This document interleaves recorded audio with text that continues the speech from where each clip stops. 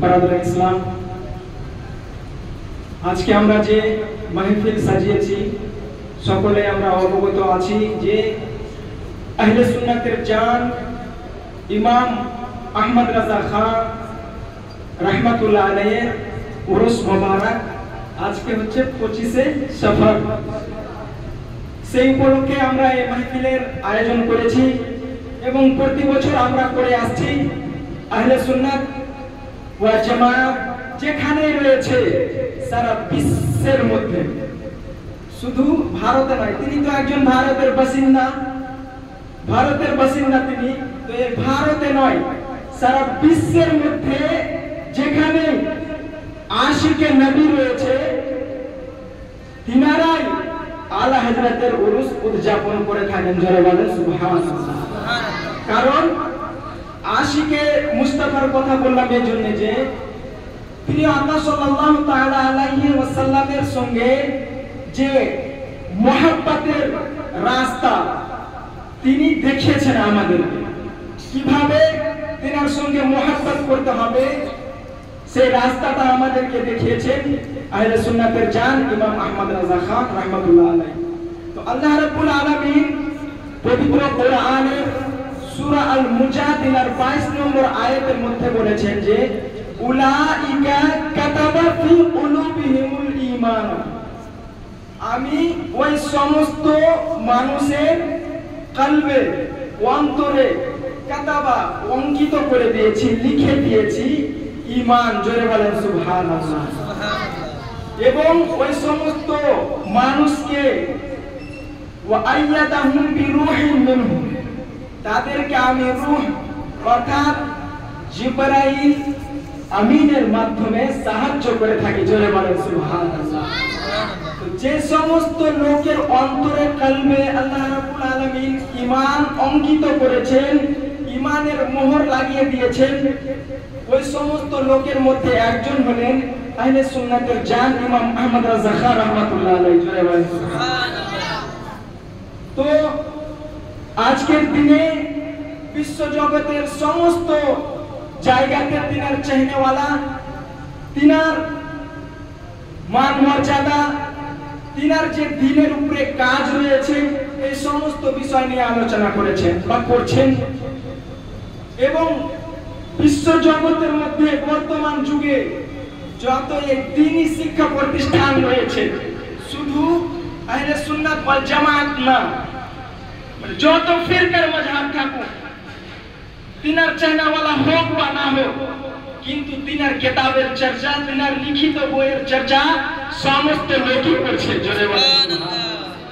তিনার এত হিকমত যে তিনার লিখিত কিতাব সমস্ত মানুষ চর্চা করছে এবং তিনার প্রশংসা করছে। তিনি এমন একজন ব্যক্তি যে তিনার ছোট্ট জীবন থেকেই শুরু হয়েছে আশ্চর্য ঘটনা। তিনি মাত্র 4 বছর বয়সের মধ্যে পবিত্র কোরআন নাজরা অর্থাৎ দেখে পাঠ সমাপ্ত করেছেন। জোরে বলেন সুবহানাল্লাহ। এখনকার সন্তান ছেলে মেয়ে বা পূর্ব যুগেরও আমরা অতটা পাই না ইতিহাসের মধ্যে যে 4 বছর বয়সের মধ্যে সেই শুদ্ধভাবে পবিত্র কোরআনের তেলাওয়াত শিখে নিয়েছে। সর্বশেষ তিনার 13 বছর বয়সের মধ্যে তিনি মুফতি ডিগ্রি কমপ্লিট করে ফতোয়া লিখার কাজ আরম্ভ করে দিয়েছেন। জোরে বলেন সুবহানাল্লাহ। 13 বছর বয়সে আমাদের মাদ্রাসার পাঠ শুরু হচ্ছে আর তিনার 13 বছর বয়সে কমপ্লিট। আশ্চর্য, তিনার জীবনটাই আশ্চর্য। আল্লাহ রাব্বুল আলামিন তিনার অন্তরে ঈমান অঙ্কিত করেছেন এবং তিনাকে সহযোগিতা করছেন জিবরিল আমিনের মাধ্যমে।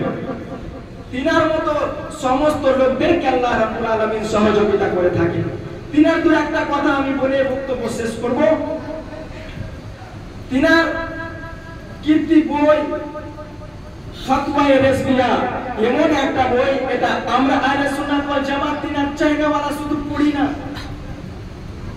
তিনাকে যারা মানে সর্বসামনে নিজের সমর্থন মনে করে না তারাও তিনার এই বইয়ের চর্চা করছে।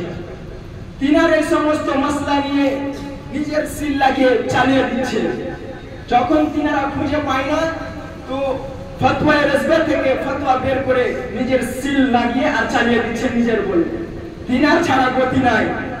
তো বারাকাতুল ইসলাম, তিনার যে ফতোয়ার কিতাবটা রয়েছে ফতোয়া রেজবিয়া, সেটা একটা মানে হুষ্টপুষ্ট অর্থাৎ সবল সুস্থ মানুষের একটা বোঝা হবে। জোরে বলেন সুবহানাল্লাহ।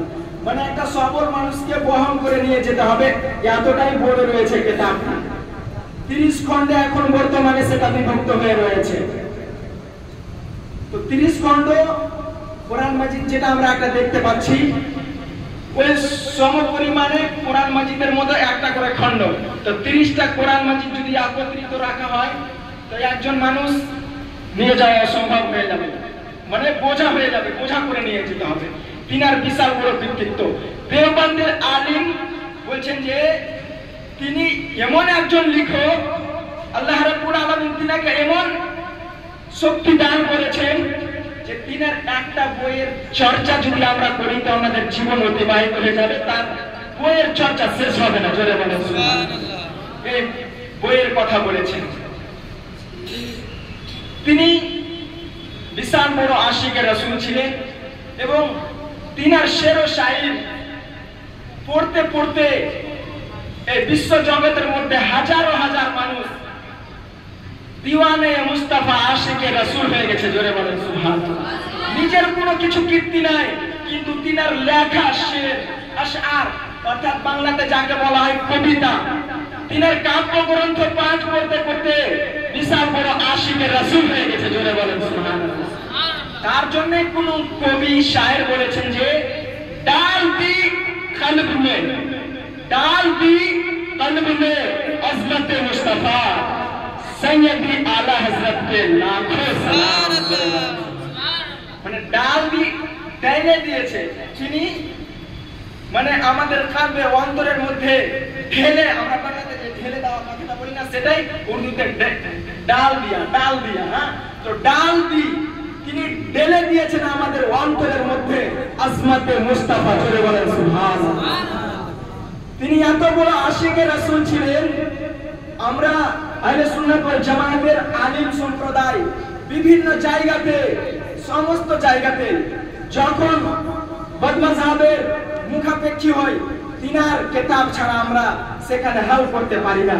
তিনার শের ও শায়ের দিয়ে বলেন, তিনার ফতোয়ার কিতাব দিয়ে বলেন, তিনার লিখিত কানসিল ঈমান পবিত্র কোরআনের ব্যাখ্যা তরজমা থেকে বলেন, তিনার সমস্ত লেখা থেকে আমরা সাফল্য অর্জন করে সেখানে কামিয়াবি হয়ে দিওয়ানে মুস্তাফার পরিচয় দিয়ে আসতে পারি। জোরে বলেন সুবহানাল্লাহ।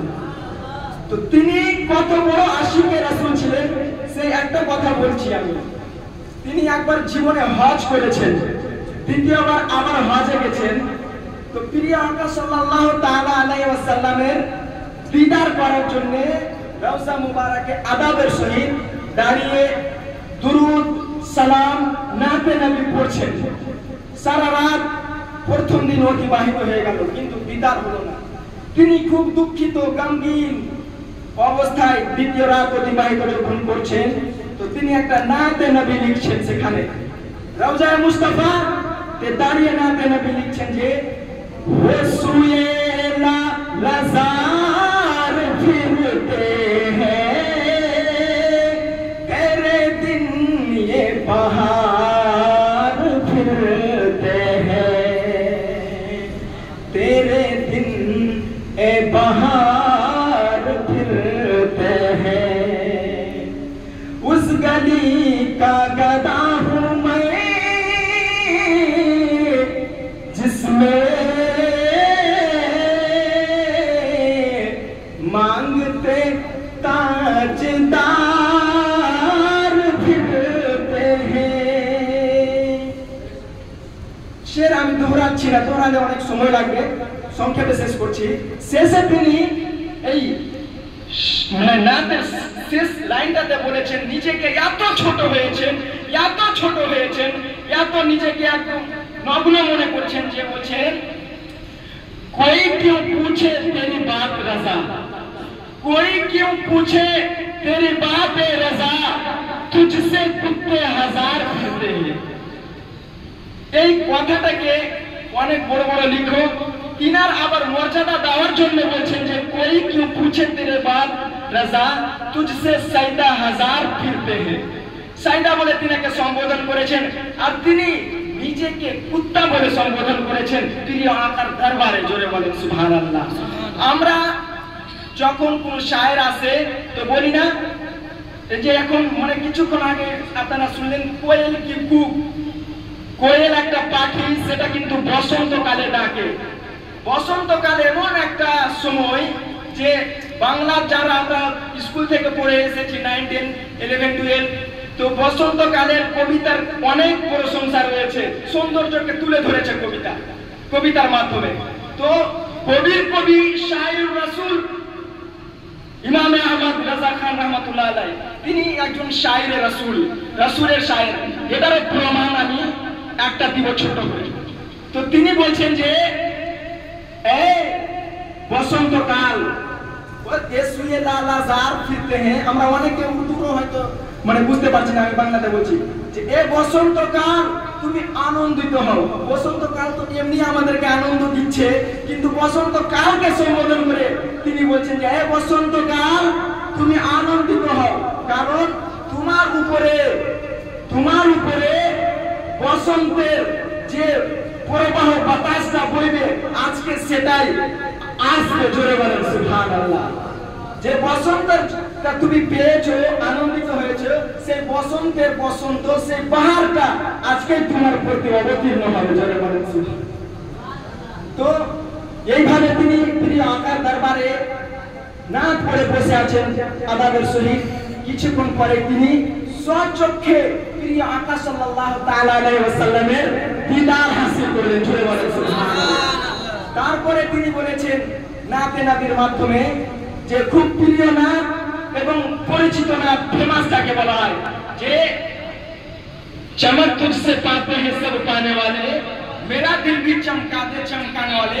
এই নাতের মধ্যে তিনি বলছেন যে तू जिंदा है वल्लाह, तू जिंदा है वल्लाह, मेरे चश्मे आलम से छूट जाने वाला।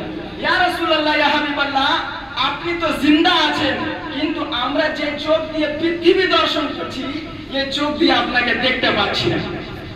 মেরে চশমে আলম, আলম মানে দুনিয়া, চশমা মানে চোখ, তো যে চোখের মাধ্যমে দুনিয়াকে দর্শন করছি এই চোখ দিয়ে আপনার দর্শন পাচ্ছি না ইয়া রাসূলুল্লাহ। তার জন্যই মানুষ বুঝতে পারে না যে প্রিয় আল্লাহ সাল্লাল্লাহু তাআলা আলাইহি সাল্লাম হায়াতে রয়েছে। জোরে বলেন সুবহানাল্লাহ। তিনি নাতের মাধ্যমে যেটা জিনিস প্রকাশ করেছেন সেটা হাদিসের থেকে নিয়ে এসেছেন। তিনার প্রত্যেকটা কথা কোরআন এবং হাদিসের মধ্যে থেকে তিনি নিয়ে এসেছেন। তারপরে তিনি যে নিজেকে শায়রুর রাসূল প্রমাণ করেছেন কোন জায়গাতে বলেনি, কিন্তু এটা আমি পড়ে বুঝতে পেরেছি কি কেন তিনি শায়রুর রাসূল। তৎকালীন যুগে অর্থাৎ তিনার সময়কালে